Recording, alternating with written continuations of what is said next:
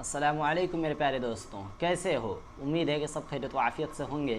اللہ پاک آپ سب کو ایسے ہی خوش رکھے۔ میرے دوستوں، اللہ تبارک و تعالی نے انسان کی برتری اور انسان کی کامیابی کا ایک نسخہ بتایا ہے کہ اگر تم اس راستے سے چلو گے تو اللہ تبارک و تعالی تمہیں کامیاب کرے گا، تمہارے مرتبے کو بڑھائے گا، تمہارے آگے دنیا کی ہر عزت، تمہارے آگے دنیا کی ہر کامیابی تمہارے آگے جھک سکتی ہے، دنیا کی ساری بلندیاں تمہارے قدموں کو چوم سکتی ہیں۔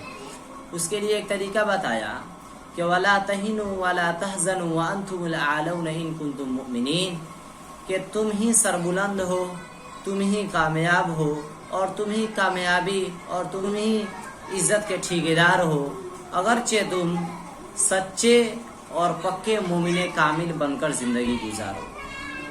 میرے بھائیو، دنیا کا ہر انسان چاہتا ہے کہ ہر کامیابی اس کے آگے بڑھ کر استقبال کرے، دنیا کی ہر عزت و عظمت اسے میسر ہو، 10 کے مقابلے میں اکیلا کافی رہے، دنیا کی ہر عزت اس کے آگے بڑھ کر استقبال کرے اس کا۔ لیکن میرے بھائیو، وہ بھول جاتا ہے کہ اس کو یہ کامیابی، اس کو یہ عزت، اس کو یہ عظمت اسی وقت حاصل ہو سکتی ہے جب یہ دنیا کے جھمیلوں کو چھوڑ کر، دنیا کے رنگ ریلیوں کو چھوڑ کر اپنے رب کی بارگاہ میں سجدے کو اپنے آپ کو جھکا دے گا اور اپنے سر کو اپنے رب کی بارگاہ میں جھکا دے گا۔ جب اس کی ہر چیز اللہ کی ہو جائے گی کہ اے اللہ آپ بتائیں میں کیا کروں، یا رسول اللہ آپ بتائیں میں کیا کروں، تب اس کو یہ مقام اور اس کو یہ عزت و عظمت حاصل ہوگی، جیسا کہ اللہ تبارک و تعالی نے قرآن کریم میں فرمایا ہے۔ میرے بھائیو، آپ کو میں ایک واقعہ بتاؤں جس سے آپ کو پتہ چلے کہ واقعی اللہ کے ماننے والے کے ساتھ کیا اللہ کرتا ہے۔ ایک مرتبہ شیخ سعدی رحمۃ اللہ علیہ نے ایک شخص کو دیکھا کہ وہ شیر پر بیٹھا ہوا ہے اور شیر کا کان پکڑے ہوا ہے، اور وہ جدھر چاہتا ہے شیر کو گھماتا ہے، اور شیر بلا چوچیرا اس کی خدمت کر رہا ہے۔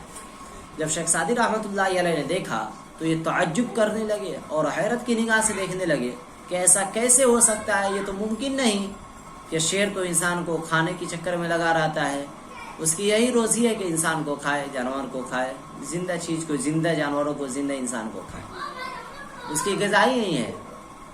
لیکن یہ حیرت میں پڑ گئے کہ شیر کیوں انسان کی خدمت کر رہا ہے، شیر کیوں اس انسان کی اطاعت کر رہا ہے۔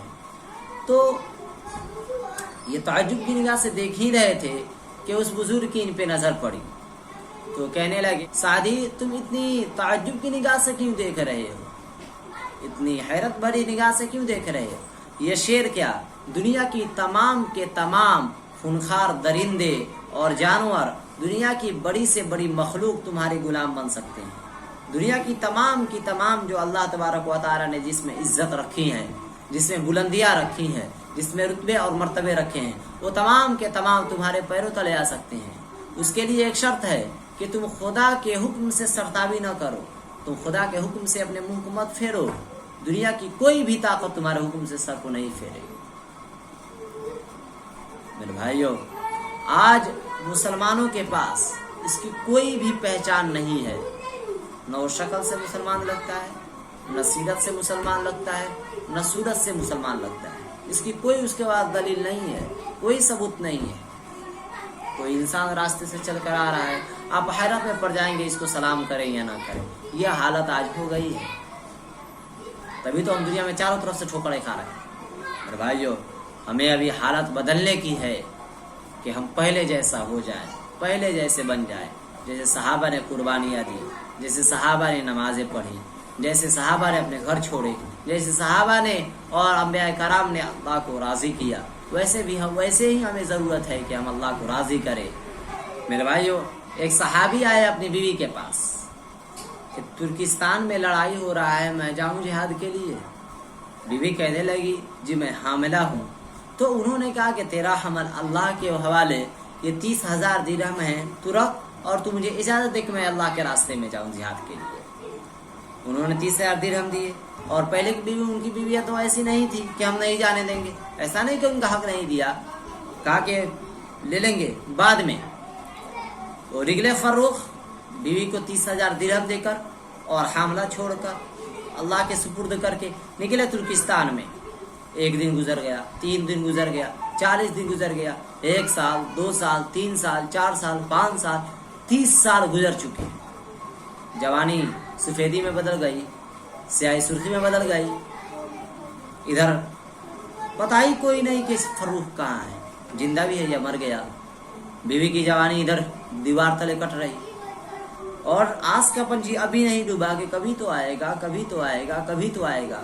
कभी खबर मिली कि जिंदा है, कभी खबर मिली मर गया, लेकिन आस का पंछी अभी इंतजार में है। 30 साल बाद इधर बेटा पैदा हुआ, परवान चढ़ा, जवान हुआ। 30 साल बाद एक बड़े मियाँ तलवार सजाए और घोड़े पर दुर्की चाल चलते हुए मदीने में आए। लोग इशा की नमाज पढ़कर वापस हो चुके थे।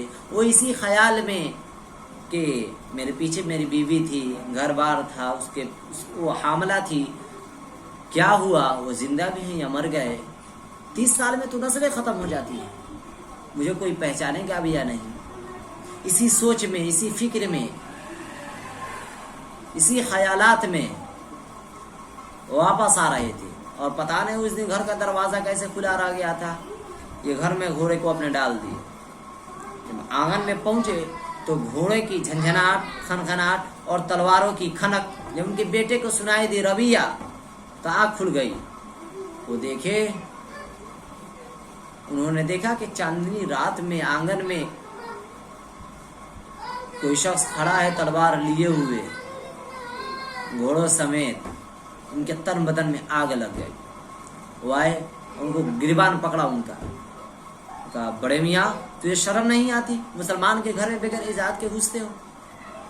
तो कहने लगे जी मुझे बेटा मुझे माफ करना, मैं धोखा खा गया, मुझे पता नहीं था, मुझे लगा कि ये मेरा घर है, भूल गए थे। तो फिर उनके रबिया ने फिर एक और झटका दिया। अच्छा, एक तो पहले गुनाह किया बगैर इजाजत के अंदर आए, फिर दूसरा गुनाह किया, कह रहे हो मेरा घर है, चलो मैं तुझे काजी के पास ले चलता हूँ। तो ये कहने लगे नहीं नहीं बेटा मुझे माफ कर दो, मुझे पता नहीं था। वो इसरार कर रहे थे और ये जिद कर रहे थे कि चलो मैं तुझे काजी के पास ले चलता हूँ, काजी के पास ले चलता हूँ।